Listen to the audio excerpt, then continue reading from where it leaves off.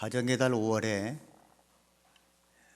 짧은 글이지만 우리에게 깊은 감동을 주는 그런 글들이 책을 통해서나 또는 인터넷을 통해서도 우리가 자주 접해볼 수 있는 기회가 많습니다. 제가 최근에 한 짧은 글을 눈여겨보았던 것은 헐버트라고 하는 유명한 오페라 가수가 어느 날 아들과 함께 집에 있게 되었는데 아들의 친구가 이 헐버트의 집을 찾아왔습니다. 그리고 방에서 친구들끼리 이야기를 나누는 대화를 살짝 엿듣고 보니까 내 아들의 친구가 얼마나 잘난 체를 하는지, 아버지로서 내 아들 녀석이 코가 납작해질 것 같은 그런 느낌이 왔어요. 대화의 내용은 무엇인고 하면, 친구야, 우리 아버지는 유명하셔. 그래서 우리 아버지는 시장님하고 자주 만난단다. 우리 아버지는 시장님하고 친하다고 하는 그런 대화를 나누는데 헐버트가 아들의 눈치를 살짝 봤습니다. 아들의 눈에 비춰지는 애비는 뭐라고 이 아들의 입을 통해서 표현될까? 이제 아들의 입을 쳐다보고 있는 거예요, 아버지가. 헐버트라고는 이 아버지는 시장님하고 자주 만나는 것도 아니고 시의원하고 자주 만나는 것도 아니고 무엇인가 정치적인 색깔을 띠고 내노라하는 사람들하고 자주 만나는 교제도 없는 그냥 헐거운 노래하는 그런 사람인데 아들의 눈에 어떤 모습으로 비춰졌을까? 헐버트는 약간 기대 반 궁금 반으로 침을 꼴딱 삼키고 있는데 아들이 친구의 얼굴을 보면서 이렇게 말을 하더랍니다. 너네 아버지는 상당히 훌륭하시구나. 그런데 우리 아버지가 조금 더 훌륭한 것 같아. 너희 아버지는 시장님을 자주 만나지만 우리 아버지는 하나님하고 친하셔서 하나님하고 자주 만나거든. 헐버트의 눈가에 이슬 같은 눈물이 약간 맺히려고 하는 거예요. 아들의 눈에 비춰지는 애비의 모습이 하나님과 가깝고 하나님과 친하고 하나님과 늘 교제하는 모습이 아이의 눈에 비춰진 애비의 모습이었던 것이 얼마나 다행스러운 일인지. 시장님하고 친했던 그 친구가 아버지가 시장님하고 친하다는 그 말을 했던 친구가 도리어 코가 납작해지면서 그래? 너희 아버지가 하나님하고 친하다고 하니 우리 아빠보다 한 수 위구나. 그래서 위기를 간신히 모면했다고 하는 그런 짧은 글을 읽어보면서 자식을 키우는 부모된 제 마음에도 자녀들의 눈에 우리 아버지는 어떤 아버지신가? 우리 어머니는 어떤 분이신가? 주일마다 교회는 단장하고 옷 잘 차려입고 성경 찬송 드시고 예전에는 성미 주머니도 가방에 넣고 교회를 가시기는 하는데 우리 아버지가 하나님하고 친하신지 우리 어머니가 하나님하고 정말 친하신지 자녀들의 눈에 그것이 영적인 신앙의 모습으로 잘 비춰져 있고 가슴에 각인이 되어 있고 눈망울 속에 그 아버지 어머니의 모습이 새겨져 있다면 존경스러운 아버지요 자랑스러운 어머니가 아닐까 싶습니다. 우리 가정이 그런 가정이 될 수 있도록 여러분 축복합니다. 목회자의 가정에게만이 아니라 여기 앉아 계신 모든 성도 여러분들의 가정에도 가정의 달 5월을 맞이하고 우리가 보내고 있는 중에 자녀들의 눈에 비춰지는 아버지의 모습,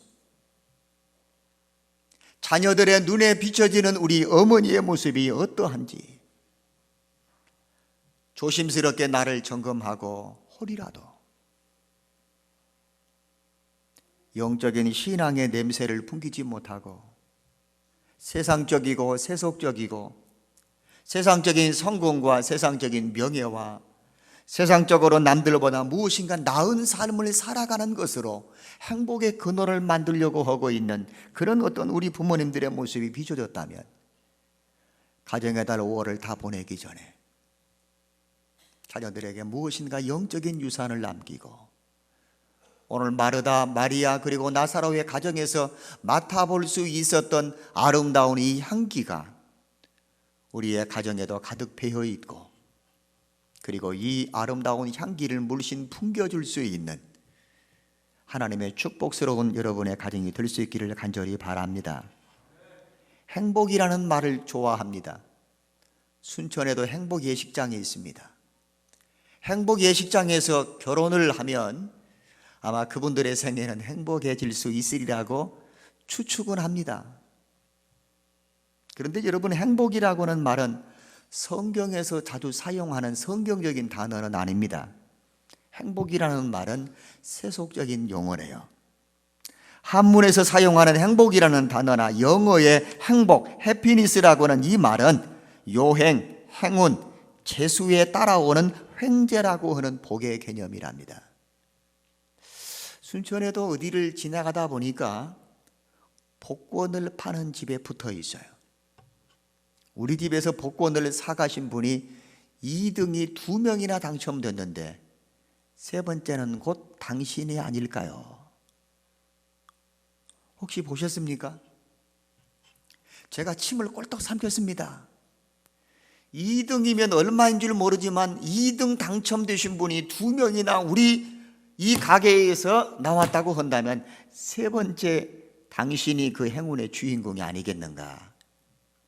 갑작스럽게 하늘에서 뭐가 쏟아지듯이 요행, 행운, 재수에 따라오는 횡재라고는 복의 개념이 바로 행복입니다.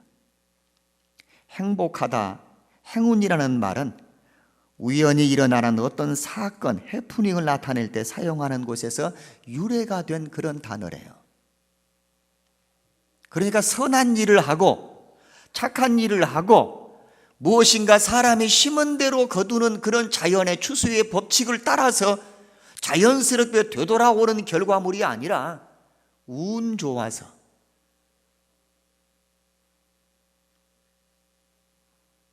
우연스럽게 일어나는 어떤 사건들, 요행을 바랄 수 있고 어떤 재수를 우리가 바랄 수밖에 없는 그때에 따라오는 행재가 행복이라고 하는 거예요. 노력으로 인해서 얻어지는 결과가 아닙니다. 복권을 샀는데 1등이 갑자기 당첨되는 것은 복권을 사다 놓고 기도를 열심히 해서 기도의 응답으로 1등 당첨된 것이 아닌 것처럼, 성경에서 복에 대한 개념 중에 가장 가까운 단어를 찾는다면 행복이라고 하는 단어가 아니라 축복이라는 단어가 맞을 것입니다. 축복이라고 하는 말은 블레싱이라고 하는 그런 단어인데, 피라고 하는 블루드라고 하는 곳에서부터 이 블레싱 축복이 따라온 어원이 있다는 것입니다. 축복이라는 것은 하나님 앞에 제사를 드려서 피 흘리는 제물의 희생을 통하여 죄에 대한 용서를 받고 하나님과의 올바른 관계가 맺어지는 그 결과가 성경적인 축복, 약속인 것입니다. 우리는 행복해지려고 하지 말고 축복받은 가정이 되었으면 좋겠습니다. 어느 날 갑자기 재수가 좋아서 갑작스럽게 찾아온 그런 횡재적인 그런 행복 말고, 십자가에 피 흘려 죽으시고 우리 죄를 대속하고 허물을 가리우시고 하나님의 자녀 삼아 주셔서 자녀된 우리들이 하나님을 아바 아버지라 부르면서 그 은혜에 대한 감사와 기쁨과 감격으로 하나님을 예배하고 헌신하고 봉사하고 믿음으로 바르게 살아감으로 하나님께서 그에게 덤으로 주시는 은혜로운 산물들, 자녀들아 너희 부모를 주 안에서 순종해라. 이것이 노력의 산물이요 눈물로 뿌려놓은 씨앗이 됩니다. 그러면 따라오는 축복이 뭡니까? 네가 땅에서 잘되고 장수하리라고 하는 에베소서 6장의 말씀은 행복이 아니고 축복인 것입니다. 시편의 126편에도 눈물로 씨를 뿌리는 사람은 노력의 대가가 뭡니까? 기쁨으로 단을 거두는 것입니다. 자녀들아, 너희 부모를 주 안에서 순종해라. 그러면 네가 땅에서 잘되고 장수하리라. 결과물들이죠.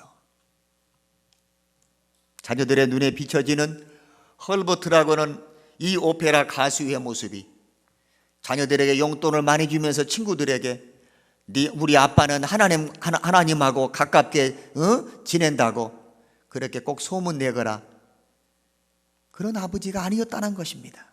평소에 늘 하나님을 가까이 하고 하나님과 친밀한 교제를 유지하고 하나님을 예배하는 일에 열심을 내고 말씀을 읽고 묵상하고 어려운 폭풍우가 몰아칠 때마다 하나님께 무릎 꿇고 엎드려 기다리면서 하나님께서 폭우를 잠잠케 하시고 우리에게 소원의 항구로 빨리 나아갈 수 있도록 길을 열어주시는 생생한 영적인 은행의 체험을 가지신 아버지들이 자녀들의 입을 통해서 들을 수 있는 그 결과물들이, 우리 아버지는 하나님하고 친하셔. 요한복음 22장에 우리 함께 읽었던 이 본문 가운데 행복한 가정이라고 하는 그런 행복이라고는 세속적인 자격과 조건을 전혀 하나도 갖추지 못한, 그렇지만 하나님 앞에 축복받은 한 가정을 소개하고 있어서 가정의 달 5월에 제가 여러분에게 오늘 이 가정을 소개합니다. 오늘날 우리가 세상에서 기대하고 바라는 식으로 본다면 이 가정은 절대 행복한 가정이 아닙니다. 제가 여러분에게 여쭙겠습니다. 형제가 아닙니다. 마르다가 언니고 마리아가 동생입니다. 오라버니 나사로가 있습니다. 부모님이 누구인지 여러분 성경에 적혀 있나요? 나사로의 아버지 어머니 누구이신지 혹시 여러분 성경에 있습니까? 마르다가 결혼했다는 얘기가 있습니까? 마리아가 언제 여러분 결혼 날짜를 잡았다는 말이 있습니까? 나사로가 결혼해서 나사로의 부인이 누구고 자녀가 몇쯤 있다는 그런 얘기가 있습니까? 그런 개인의 가정사에 대해서는 전혀 언급이 없습니다. 나사로가 어떤 직업을 가지고 있었는지, 결혼을 했는지 안 했는지, 마르다와 마리아가 결혼을 했는지 못 했는지 자세한 언급이 전혀 없습니다. 이들 형제 자매들의 부모에 대한 기록도 없습니다. 제가 여러분에게 하나 여쭙고 싶습니다. 여러분, 부모도 안 계시고 나사로 오빠가 결혼을 안 한 것 같고 마르다와 마리아 자매가 그냥 그렇게 늙어가는 사람들, 세상적인 행복의 기준치에서 많이 부족하고 모자라고 미달되는 그런 가정인데, 이 가정을 세상적인 기준으로 놓고 볼 때 행복한 가정이다. 왜? 성경에 그 가정이 가족들이 기록되어 있으니까 행복한 가정일 것이다라고. 여러분, 그런 기대치는 내려놓으십시오.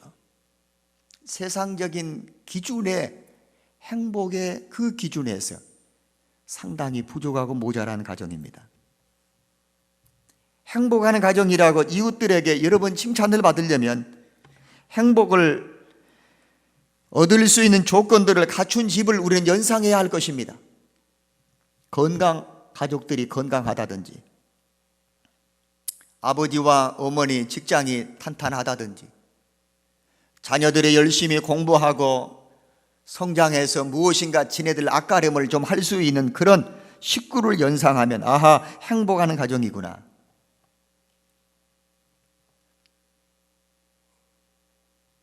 저는 결혼을 하면서 굉장히 어렵게 시작을 했습니다.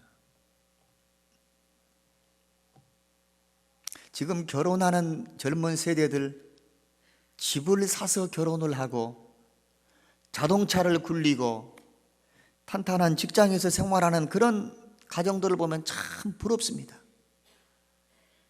월 300만 원 월세에 300만 원 보증금에 8만 원씩 월세를 주고 살았습니다.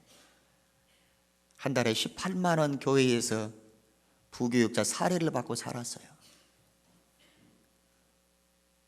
밥을 먹을 때 식탁에서 밥 먹는 가정 보면 그렇게 부러웠습니다. 부교육자 생활하면서 담임 목사님 댁에서 밥을 한두 끼씩 얻어 먹는데 그 목사님은 식탁에서 밥을 먹는데 제 눈에 그렇게 부러워 보이는 부분이 한 가지 뭔고 하면 식탁 위에 손 내밀어서 화장지, 저기는 화장실에서 쓰는 두루마리 화장지 갖다 놓고 급하면 얼른 화장실에 가서 손 말아가지고 그것으로 코 닦고 코 풀고 손 닦고 그랬는데 뭐라고 합니까?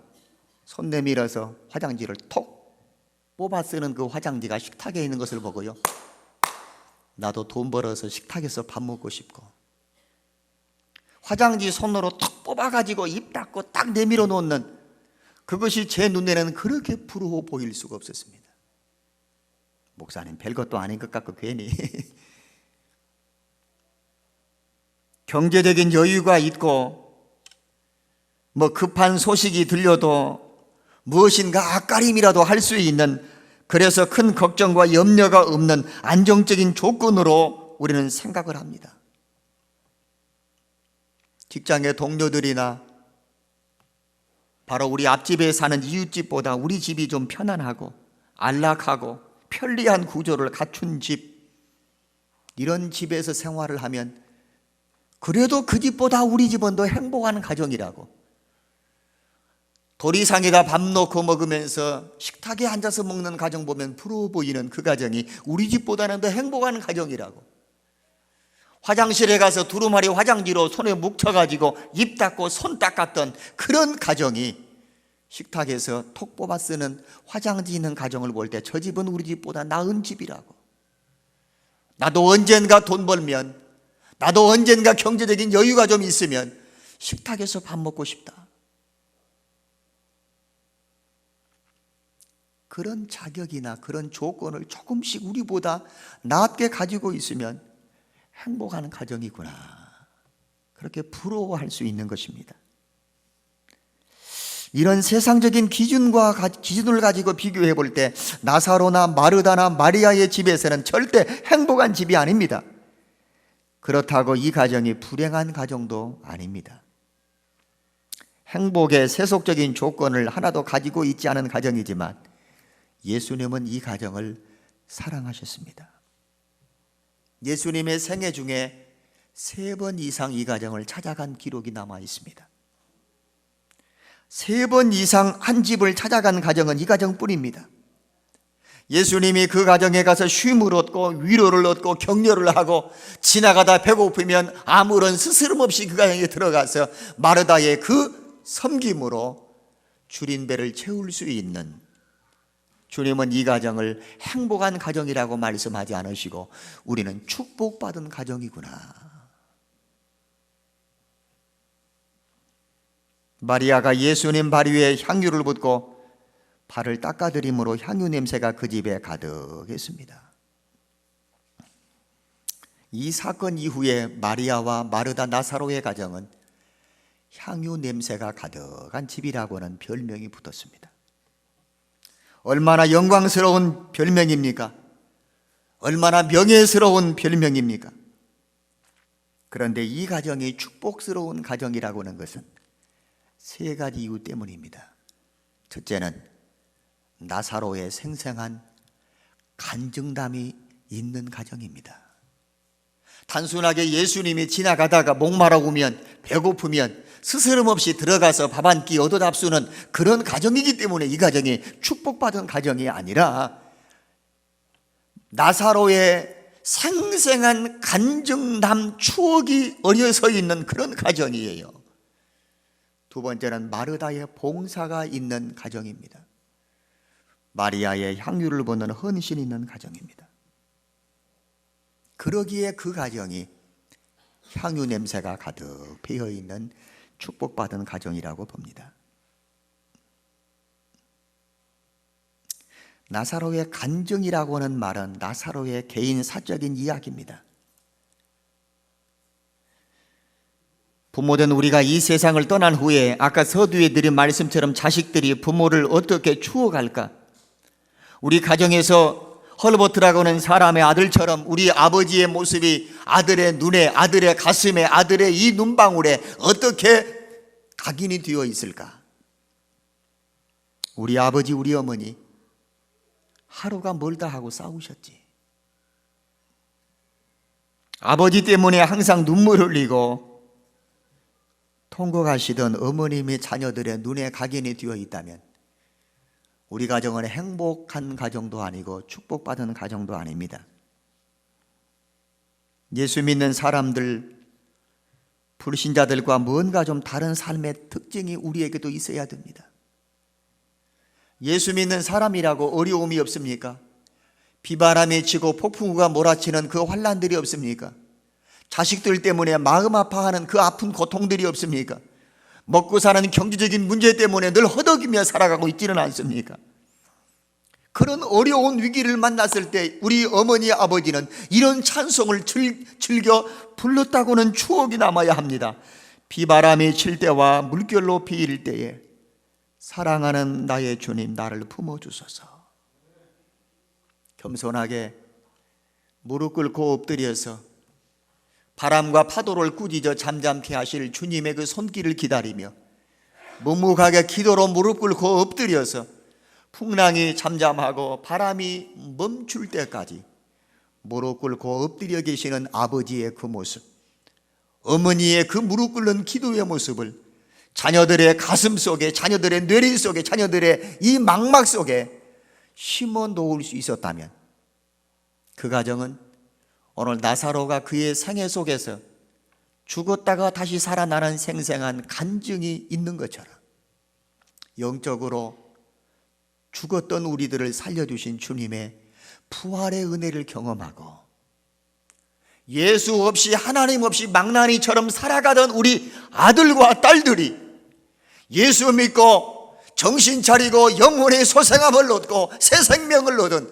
구원의 감격으로 바른 삶의 표대이신 주님 바라보고 믿음으로 걸어갈 수 있다면 그게 아름다운 간증과 추억 아니겠습니까? 예수 없이 살아온 우리 남편의 방황하는 그 삶을 청산하고 불행 끝 예수 믿고 행복이 시작되어져 가는 영적으로 죽은 상태와 같은 그런 남편이 예수 믿고 아내와 함께 같은 자리에 앉아서 하나님을 예배하고 내 삶의 표대를 주님에게 고정하고 주일이면 먼저 챙겨서 하나님 앞에 예배하러 가기를 기쁨으로 여기는 남편들이 있다면 그 가정은 오늘 나사로의 생생한 간증과 같은 축복이 서려 있는 가정인 줄로 믿습니다. 자녀들의 기억 속에 가슴에 간직할 수 있는 것, 이보다 더 귀한 축복이 어디 있겠습니까? 나사로의 가정의 커다란 폭풍우는 나사로의 죽음입니다. 오라버니지만 아버지처럼 의지하고 살아왔던 가장 우리 오빠가 죽었다니 그 가정은 행복은 없습니다. 그런데 죽은 오라버니를 예수님이 살려주셨습니다. 그 일이 너무도 고맙고 감사하여 잔치를 벌였습니다. 이 잔치의 충격과 이 잔치의 영향은 마을 사람들이 다 모여들었습니다. 나사로를 살려주신 예수님이 이 가정에 오신대. 나사로가 예수님 때문에 살았다네. 우리 그 나사로 보러 가세. 집에서 잔치를 한다는데 그 나사로가, 살아있는 그 나사로가 예수님을 초대했다는데 예수님도 보러 갈 겸 죽은 지 나흘 된 나사로도 다시 살아났다는데 나사로도 보러 갈 겸 이 생생한 간증이 나사로의 가정에 있었어요. 그래서 그 가정이 축복받은 가정인 줄로 믿습니다. 나사로는 육체의 죽음에서 다시 살아나는 부활을 경험했습니다. 우리가 예수 없이 살고 있으면 영적인 시체들입니다. 그러나 예수를 믿으면 하나님과의 관계가 살아나고 하나님을 아버지라고 부르는 영적인 부활로 거듭나는 것입니다. 어메, 저 집 사람들이 변했네. 남편이 달라지고 자식들이 변했다면서. 여러분, 내 자식이 다시 살아났어요. 여러분, 내 남편의 삶이 달라졌어요. 예수 믿고 하나님이 나를 살리시고 내 남편을 살리시고, 방황하며 망나니 같은 내 아들놈이 정신 차리고 이제는 부모를 귀하게 여기며 무엇인가 내상의 아름다운 삶의 가치관을 하나님 나라에 두고 예수 믿기로 작정했답니다. 여러분, 우리 아들 보러 오세요. 내 남편 보러 오세요. 여러분 가정의 잔치를 벌이고 여러분 가정의 주인으로 모셔진 예수님을 만나러 동네방네 사람들이 다 찾아와서 예수님 만나고 싶어하고, 나사로를 살려주신 예수님만이 아니라 예수님 때문에 다시 살아난 나사로도 보고 싶어하는 것처럼 달라지고 변화하며 새로운 삶으로 영적인 부활을 경험한 내 남편 구경하러 와야 돼요. 내 자녀를 구경하러 와야 됩니다. 이게 축복받은 가정의 아름다운 모습 아니겠습니까? 아무개 엄마, 우리 집에 놀러와. 뭔 일이 있어? 텔레비전을 요즘 새로 나온 것으로 이렇게 휘어지는 것으로 살았더니 끝내주네. 아무개 엄마, 우리 집에 놀러와. 왜? 화장실을 비데를 새로 하나 갈았는데, 와, 그것 구경시켜주러, 그것 구경하러 오지 마시고 예수 믿고 영적인 부활, 새 생명 거듭나고 지금까지 땅에 있는 행복을 추구하며 그것 쫓아다니던 우리 가족이 예수 믿고 하나님 나라를 향하여 사도 바울처럼 믿음의 주요 온전케 하신 이인 예수님 바라보고 부르심에 상급 주실 것을 바라보고 믿음의 선한 싸우면서 다른 박질하는 우리 가족들을, 정말 그래서 우리 가족들을 구원하신 주님을 보여주고 우리 가정에 주님 때문에 달라진 변화된 우리 가족들을 구경 삼아 올 수 있는 이런 아름다운 은혜와 축복이 있기를 간절히 바랍니다. 대신방을 다 마치지 못했습니다. 대신방을 하러 같이 가는 대원들도 가끔 보면 저에게도 그런 욕심이 생겨요. 새 집이네요. 방 구경 좀 합시다. 안방도 보고, 와, 침대도 새로 바꾸었네. 여기가 거실이야? 여기가 애들 방이야? 방방 구경 안 했으면 좋겠어요. 우리는 방 구경하러 간 게 아니에요. 새로운 가재도구와 살림 구경하러 가는 게 아니에요. 복음을 전하고 예수님이 그 가정의 주인으로 모셔져 있는가를 확인하러 가는 것이고, 예수님이 그 가정의 주인으로 모셔지도록 기도하고 축복하러 가는 걸음이에요. 오늘 이후부터 성도들의 가정을 혹 구역 예배를 드리고 가거나 여러분들이 찾아 방문하러 갈 때는 살림살이 여기저기 열어보지 마세요. 안방과 아이들 방 열어보지 마세요. 우린 그것 구경하러 간 게 아니에요. 구경하고 돌아오면서부터 속상합니다. 마음에 상처받습니다. 우리 남편은 뭐 하는 거야? 아무개네 집은 이렇게 집을 잘 꾸몄는데. 속상하고 상처받고 시험 들고. 주님이 그 가정의 주인으로 모셔져 있는가?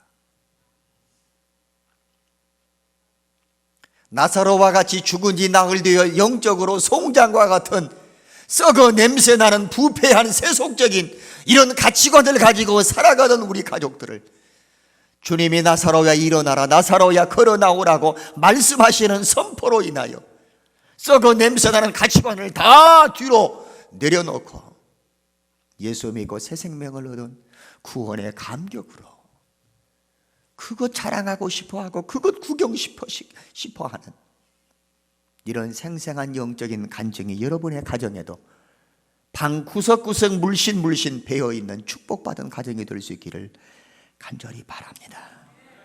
우리 가정에 예수 믿고 달라진 간증들이 쏟아져야 합니다.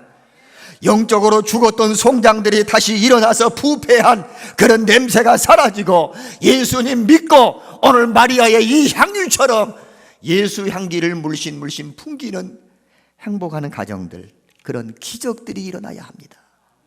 우리는 살아있는 자들에게나 죽어있는 자들에게나 우리는 누구에게나 그리스도의 향기 열기를 풍기는 사람이라고 고린도전서에서 말씀했습니다. 정신 못 차리고 방황하던 자녀들이 정신 차리고 똑바로 살아가게 되어 있는 가정, 예수님 때문에 달라진 변화, 예수님 때문에 달라진 간증이 쏟아져야 우리 가정도 나사로의 가정처럼 축복받은 가정이 되는 줄로 믿습니다. 둘째는 마르다의 봉사입니다. 봉사라는 말은 얼마나 아름다운 단어입니까? 잔치하는 곳곳마다 봉사의 담당자는 마르다입니다. 마르다는 언제나 일어서 있습니다. 그리고 그는 일하고 있습니다. 손에 물 마를 날이 없는 사람입니다. 그런데 마리아는 언제나 앉아있는 사람입니다. 얌전하게 방석 깔고 예수님하고 독대하고 앉아 있어서 예수님에게서 하나님의 말씀을 듣는 일에 열심을 냈습니다. 요한복음 11장 19절과 20절 많은 유대인들이 예수님 만나러 오고 오라버니 만나러 왔을 때 마르다는 맞이하고 영접하는 봉사를 했습니다. 누가복음 10장 38절 예수님이 한 촌에 지나가실 때 마리아가 예수님을 자기 집으로 영접했습니다.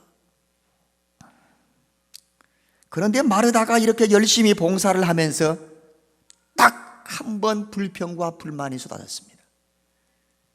손님은 우리 집에 와 계시고 일손은 바쁜데 소갈머리 없는 내 동생 마리아는 방구석을 떠나지 않고 있으니 불평이 되는 거예요. 예수님, 탁 눈치 보면 모릅니까? 마리아를 좀 부엌에 가서 언니 하는 일을 도와주라고 주님 말씀해 주세요. 볼멘 소리입니다. 그때에 예수님께서 마르다야, 너는 너무 많은 일 때문에 마음이 분주해서 그래. 적은 것이지만 그래도 마리아는 좋은 편을 택한 것 같아. 봉사하다가 여기서 이렇게 딱 한 번 주님의 꾸중과 책망을 들었습니다. 이쯤 되면 마르다의 마음속에 이런 볼멘 생각이 주리를 틀어야 합니다. 뭐라고요? 봉사 열심히 했는데 칭찬은 고사하고 꾸중을 하다니 다음부터 내가 또 봉사하나 봐라.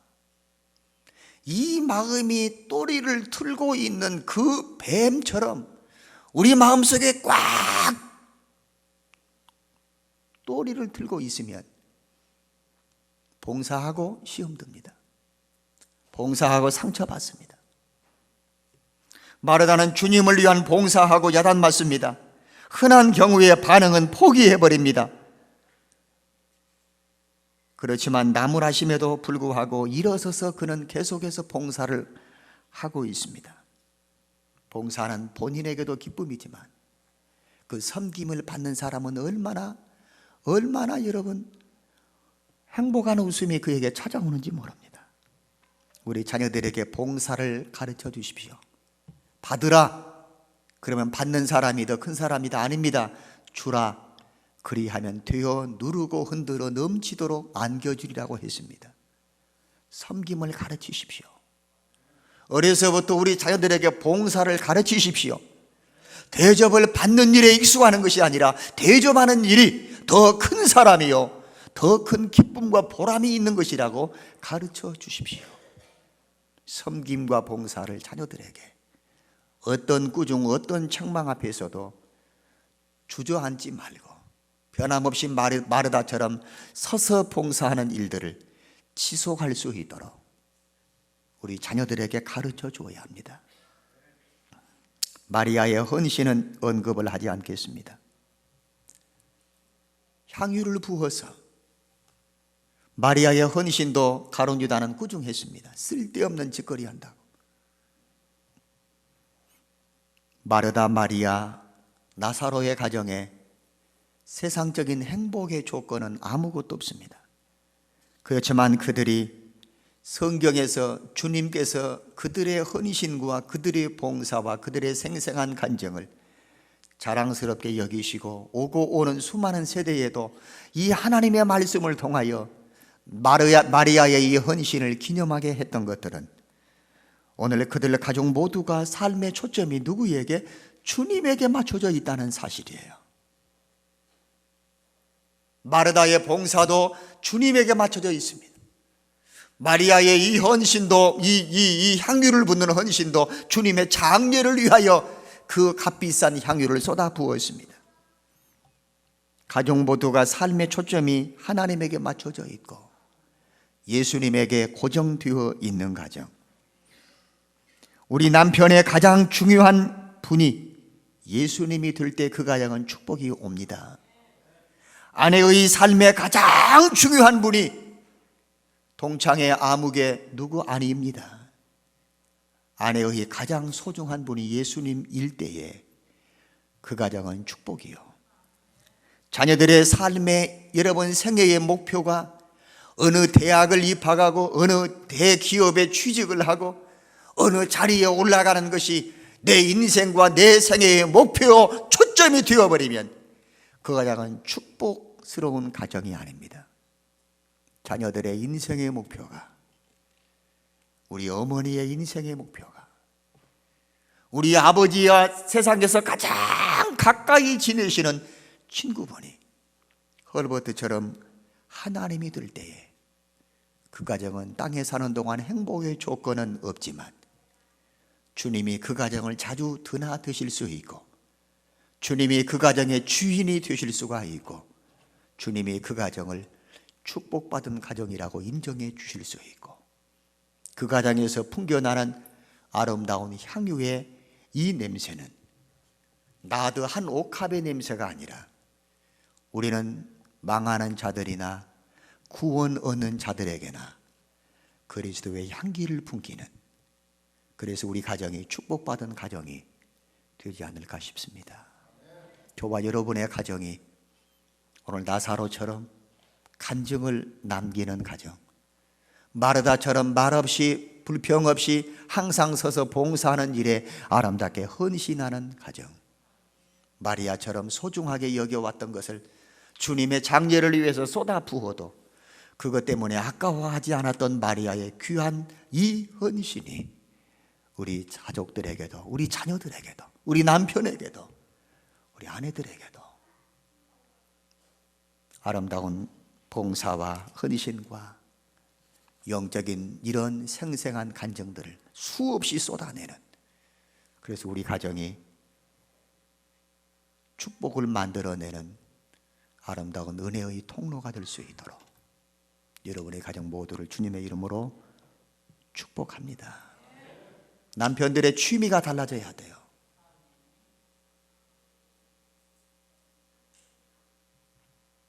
어느 분이 운동 삼아 자전거를 하나 샀답니다. 요즘에는 아웃도어라는 말 아시죠?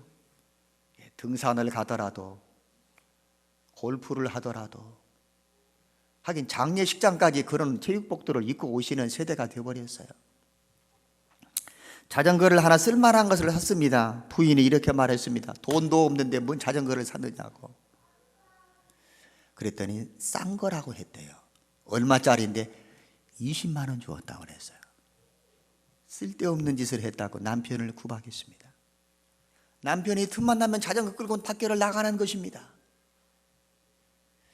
그래서 하루는 고물이요, 고물 삽니다.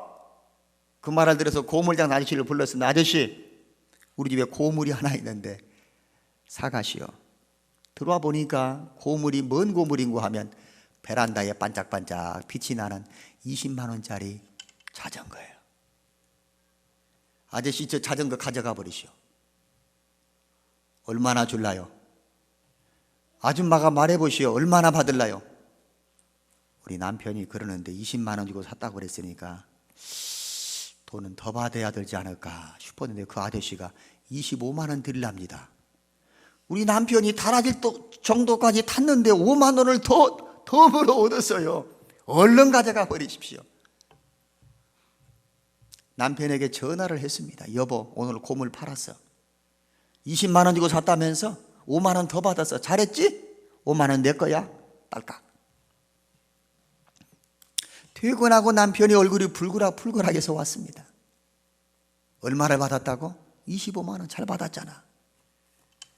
부인한테 큰 돈 주고 샀다고 하면 더 화날까 봐 20만 원 주고 샀다고 하는데 200만 원짜리였어요. 얼마를 손해봤습니까? 남편들이 취미 생활하는 것이 그게 생의 낙이요.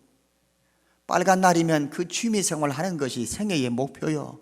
그래서 빨리 빨간 날이 오기를 바라면 빨간 날 교회 가는 날로 알고 남편들의 그 취미 생활이 하나님을 예배하는 일들로 바뀌어야만 우리 가정의 축복이요.